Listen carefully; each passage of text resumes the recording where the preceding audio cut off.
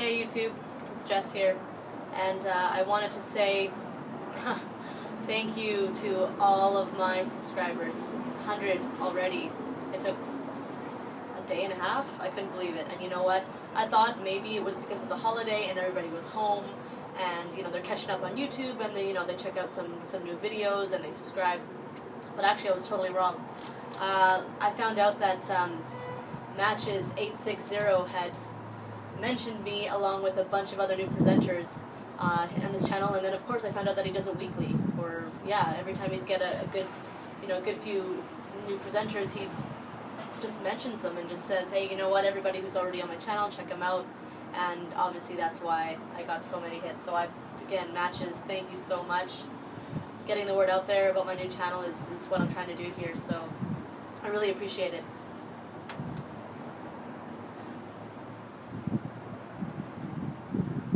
And I guess, so as promised, for my 100th subscriber, I wanted to share a story from my teenage life. So let's just get right into it. It's not a long story, it's just funny, really. So I was 16, and I have an older brother, and we thought it was the smartest idea to have a party when my parents went to Cuba for 2 weeks. So my grand idea was that we should have a party. That this is like a week before they left. We were planning this, and I was like, the best thing to do, Danny, my brother, is to have the party the night that they leave, so that we will have the 2 weeks for the cleanup. That's perfect, right? Awesome idea. Everyone thought it was a great idea. My friends all thought it was great. So we started planning before they left. Again, they were trying to settle, like who's going to do what, and who's going to come and watch us, and who's going to come and check up on us, and the neighbors are going to keep an eye on us and stuff like that too, because we lived in a very residential area, right? So that didn't deter me in any way. I planned my party. I told all my good close friends about it. Of course, that would probably have been like a good chunk of people, maybe like 30 people that I actually considered good friends that I would want to invite to my party. This isn't the first party I've ever had, and it was successful previous. So, parents left for Cuba. I was inviting a few people, not very many, like at least like 5 or 6 different people that didn't know where I lived. I invited them too, even though they weren't like really close friends. But I was like, you know what, they might spark up my party, so I invited them. I'm like, where do you live? And I'm like, everybody hold on, I'll draw a map. I'll draw a map, and you'll be able to figure it out. So I printed like 11 or 12 maps off the school printer for my party. Directions from main roads and then over to my house. And then I got enough junk food for like I said, 30 people or so, 40 people max. And then the night progressed. We had our party on a Friday night after school. And 150 people showed up to my house. And it was something, I swear, it was something out of a movie, Some kid has a party, how you see like any sort of teenage party, there's like 100 people there. There was 150 people at my house. People that I knew, a lot of people that I didn't invite, obviously, and a lot of people from not even my actual school, right? So that was really bad. But again, I was drinking, not heavily, of course. I needed to say good for the party and make sure I was taking care of everything. But I was drinking, and so were my friends. And some people got really drunk. Some people were puking in my front yard, smoking in the backyard. Who knows what they were smoking in the backyard. A lot of people that I didn't like came. So one of the guys that I invited, he invited like, everybody that I didn't like. Basically, like all those guys that just show up at parties, like 10 or 12 guys that just show up at parties to just trash, just because that's what they like doing. They think that it's fun. So that's exactly what happened. The party was good for a while. It was good until about 9 or so, 9 or 10. And then it started to get louder. Music got louder. People poured in the house. I had to send people away that I did not like at all. That I was like, there's no party here.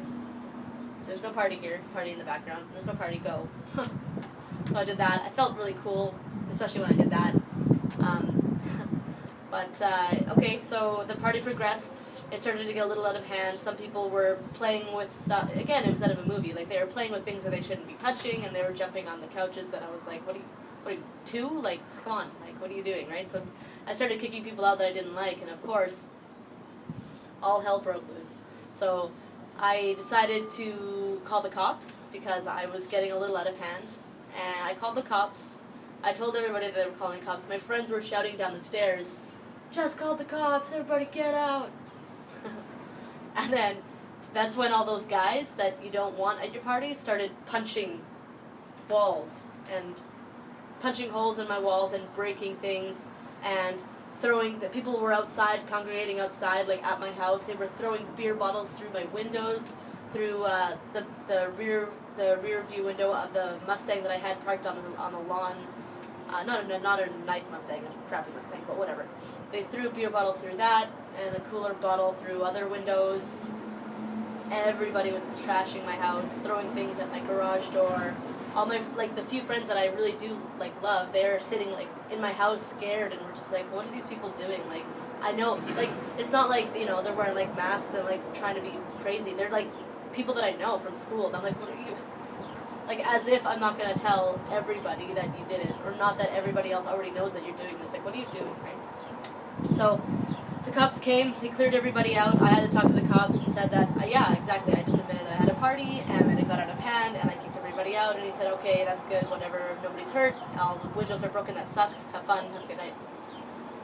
So, luckily, because I was in woodworking in high school at the time, 2 weeks before I had this party, my woodworking teacher had just finished teaching us how to patch up holes in drywall. So that's exactly what I did. That entire first week of my parents being gone, I cut out all the drywall and I patched up all the drywall, painted it all up, did it exactly. It looked like crap because it was my first time doing it. But, you know, it was better than a hole in the wall. There was like 6 holes in the wall that I had to patch. The windows I had to tape up, and hopefully, you know, I called, like, my uncle, and I was like, what do I do? And he was like, you're an idiot, have fun. And, yeah, my parents came home, they didn't notice. They drove their car to wherever. They drove up, they didn't notice the front window. Oh, I'm sorry, I forgot the best part. And after the party, after the cops had left, sorry, I missed this part, then some people in a car, it was like midnight this time, some people in a car came back, drove up, loud, and of course when my friends heard them, we went up to the window again. They came up, and this one guy, he comes up to my big main front window, really big window, and he smashes his hockey stick through the window and just completely destroys it. And again, we knew exactly who it was, so when I remember telling my parents after, I'm like, okay, so mom and dad, like, I know who did it, right? Like, I know, when they were like, we're calling his mother. So they did. They called the kid's mother. We called the cops. The cops went and found the kid.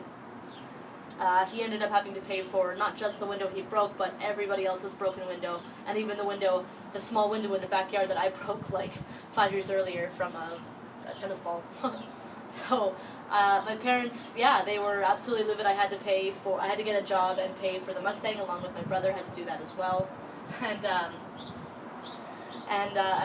kid had to pay for all the windows. It was like $500 or $600 in the windows for all the windows in the house. There was like 4 broken windows plus the car, and then the one in the backyard.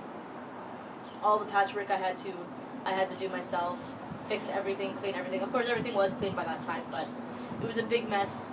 I remember just feeling like that's basically it. That's exactly what happened. I couldn't believe that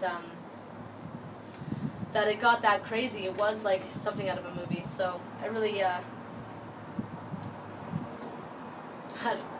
my parents, every once in a while, they'll bring up that story and be like, what were you thinking, right? Like, why would you do that? I'm like, well, parties get out of hand, right?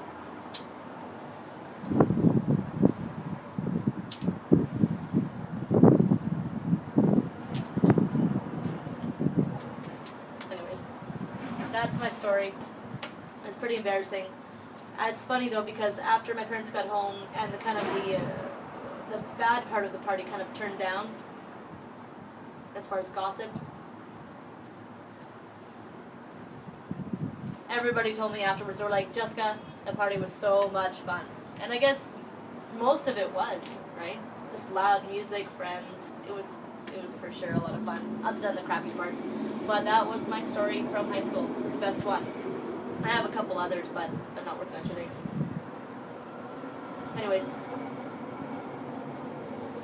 Well, again, thank you very much to every subscriber. I will keep going for sure. I'm having tons of fun doing this, so I'm getting a little bored with my tobacco collection here. I'm smoking my, or the P1 Virginia blend that I got in Vancouver.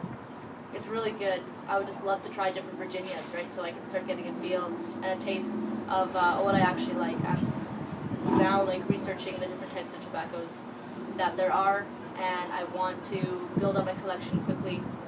It's just that as a student, you know, it's not easy to save money and do stuff like that. Anyways.